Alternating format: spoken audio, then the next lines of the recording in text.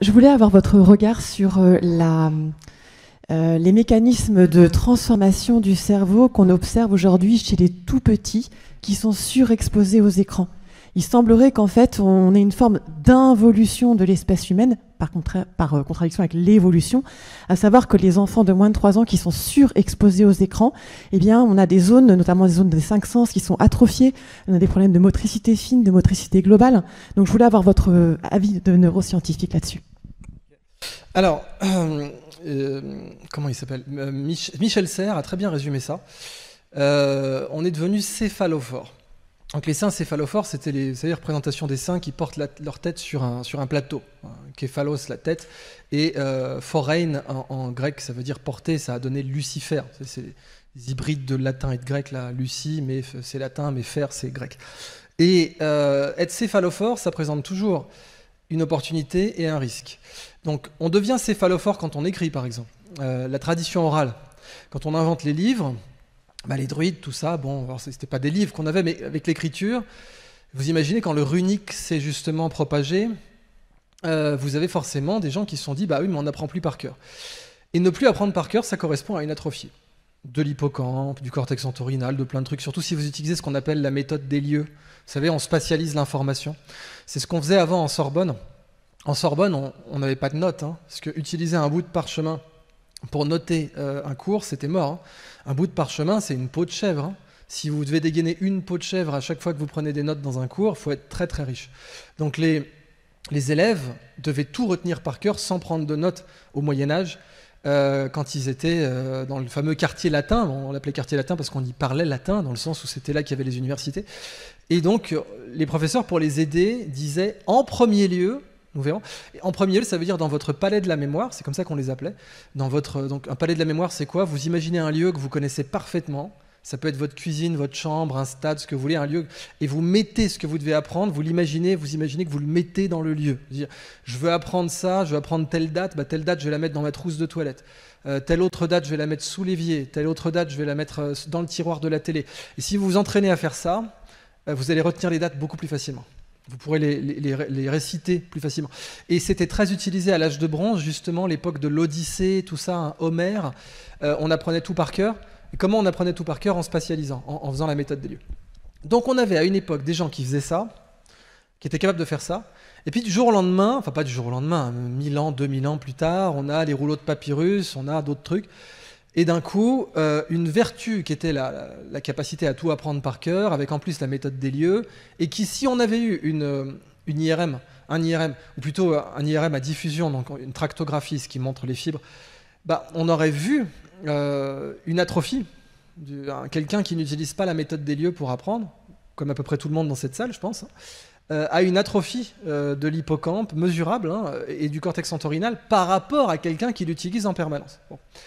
Cette atrophie, soit le fait d'être céphalophore, le fait d'avoir externalisé votre mémoire, soit vous en faites l'opportunité d'apprendre autre chose et de nourrir votre cerveau d'autres comportements, plus complexes ou autres, soit vous n'en faites rien. Et là, c'est une menace. Donc en fait, le rapport entre l'humain et la technologie, il est toujours coincé dans ce problème-là. C'est-à-dire que la technologie enlève un bout de cerveau physiquement, met un bout de cerveau en dehors. Comme apprendre par cœur, quand on note un truc, c'est quelque chose qui aurait dû être dans notre cerveau, on le met dehors. Bon, vous savez, comme la pancine de Dumbledore dans Harry Potter, il prend un truc, puis il le met en dehors. Donc en quelque sorte, son cerveau s'allège, s'atrophie, parce qu'il a enlevé un truc.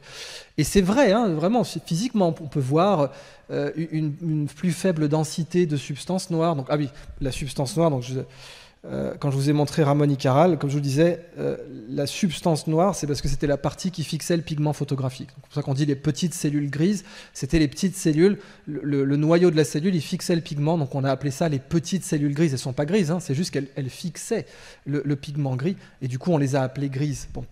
Mais encore une fois, quand on dit matière grasse contre matière grise, en fait, c'est plutôt une erreur parce que la matière grasse est vitale dans le cerveau et quand on est très bon dans un domaine, on a des zones plus grasses, littéralement, puisque les faisceaux de myéline sont de la graisse. Donc, pour répondre à votre question, oui, c'est préoccupant, dans le sens où si on crée un vide, c'est une opportunité. Si ce vide reste vide, c'est une menace. Ouais. C'est une dégénérescence sociale, voilà. Avec des comportements moins d'excellence, moins d'adaptabilité, plein de choses, quoi. Donc créer un vide par l'apparition de nouvelles technologies dans l'histoire de l'humanité, ça peut être une opportunité si ce vide est rempli par quelque chose d'autre, une autre activité. Et puis c'est vraiment valable dans plein de trucs. Vous avez des généraux français qui disaient « Ouh là là, l'apparition du chemin de fer, ça va ramollir nos soldats parce qu'ils marcheront plus ». Vous savez, la marche depuis les Romains, hein, on fait ça même depuis avant, depuis l'Antiquité. On faisait de la marche ça fait du bien, c'est vivifiant, c'est tonique, tous les médecins le disent. Et maintenant, les soldats, on va les faire voyager en train, c'est ridicule, ça va les rendre mous au combat. Vous aviez des généraux français qui pensaient ça. On a perdu en 1870 à cause de ça, parce qu'on ne voulait pas trop déplacer nos soldats en train. Donc, c'est toujours le juste milieu qu'il faut trouver avec la technologie, toujours. Et c'est le plus dur à trouver. Trouvez le juste milieu où vous exposez vos enfants à la technologie, mais pas trop, et ce que la technologie leur a permis de libérer de leur cerveau, vous essayez de l'occuper par autre chose, du coup, d'en prendre comme l'opportunité. C'est un peu comme si vous aviez libéré de la place dans une maison, quoi. Ne laissez pas la pièce vide. Parce qu'effectivement, le cerveau, quand il a une pièce vide, il fait disparaître la pièce. Le secret pour apprendre, c'est, je vous l'ai dit, la pratique délibérée. Donc il faut se récompenser soi-même. Il faut que le cerveau récompense lui-même les essais. Il faut un maximum de corrections. Et quand vous atteignez des corrections positives, l'apprentissage devient addictif. C'est là que je voulais en venir. Quand vous atteignez des corrections positives, apprendre devient une drogue. Et là, vous atteignez Jimi Hendrix. Donc vous êtes Jimi Hendrix, vous apprenez la guitare. Je rappelle, il a commencé à 15 ans, c'est tard. Mozart, c'était 2 ans et demi. Et après, vous avez des grands maîtres au Japon qui ont commencé à 40, voire même certains à 50 ans.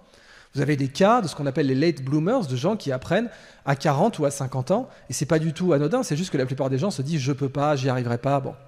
Mais le secret, c'est de créer une situation où vous devenez accro à la correction. Et là, d'entrée de jeu, on a un problème avec l'école, parce que l'école, elle dégoûte les élèves de la correction. En fait. Si vous voulez tuer l'apprentissage de quelqu'un, dégoûtez-le de la correction. Faites en sorte qu'il ait peur d'être corrigé. Si vous voulez empêcher, vraiment handicaper, amputer quelqu'un de sa capacité d'apprentissage, faites en sorte qu'il ait peur d'être corrigé, qu'il n'ait pas envie d'être corrigé.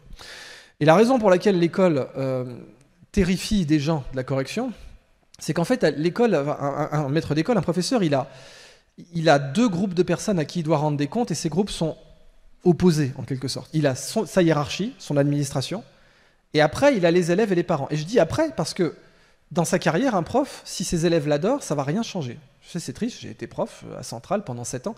Mes élèves m'adoraient, je peux vous confirmer que pour ma carrière, ça n'a rien changé. C'est l'administration qui va déterminer votre carrière.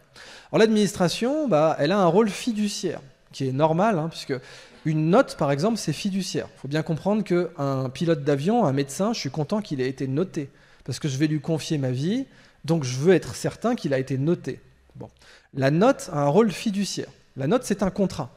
Tu dis oui, c'est comme un contrôle sanitaire, la note. Hein. Vous allez dans un restaurant, il y a un petit smiley, cette cuisine, elle est correcte. Bon, je suis content, j'aurai pas une gastro en sortant. C'est fiduciaire. Mais la correction, elle n'a rien à voir avec la note. Et le problème, c'est que quand vous êtes dans une administration, vous n'avez pas le temps de faire des corrections non notées. Un élève, pour qu'il apprenne, il faut qu'il soit corrigé. Noter, on s'en fout. Je suis très honnête avec vous, je ne suis pas pour ou contre l'abolition de la note. Il y a des pays qui l'ont fait à certains niveaux. Singapour, la Finlande. À certains niveaux scolaires, ils ont dit on s'en fout de la note du moment qu'on corrige beaucoup. Évidemment, du moment qu'on corrige beaucoup. Qu'on donne plein de corrections aux élèves, plein. Mais on s'en fout de la note du coup, parce que ce qui compte, c'est que l'élève veuille être corrigé. Et à l'échelle de 6 ans, on s'en fout d'avoir la dimension fiduciaire. Il n'y a pas dans 6 ans, même à 12 ans, il n'y a pas une situation où il faudra être sûr qu'on ait bien noté l'élève 6 ans. Non. Il n'y a pas de moment où j'ai besoin qu'un élève ait une note fiduciaire digne d'un pilote de ligne ou d'un médecin. Donc Singapour et la Finlande se sont dit on s'en fout de noter jusqu'à 12 ans. Le rôle fiduciaire, sinon, c'était pour les parents. Donc ça a été fait en accord avec les parents. Les parents, ils ont besoin d'avoir un carnet, de se dire bon alors, j'ai pas le temps non plus de voir tous les cours, donc ok, j'ai un petit bilan. Mais à Singapour, en Finlande, les parents ont été d'accord, ils l'ont fait. L'important donc, c'est qu'il ne faut pas confondre note et correction. À l'école, à cause du fait qu'un prof, il n'a pas le temps de corriger pour rien, quasiment toutes les corrections sont notées. Je dis quasiment, peut-être 2 ou 3, mais même aujourd'hui, vous avez des notes à l'oral, donc même en anglais, vous essayez de parler au prof, en fait, ça va contribuer à votre note. Donc, votre prof, il va se rappeler, où il est attendu de lui par sa hiérarchie, qui se rappelle, et qui vous mette une note de participation à l'oral.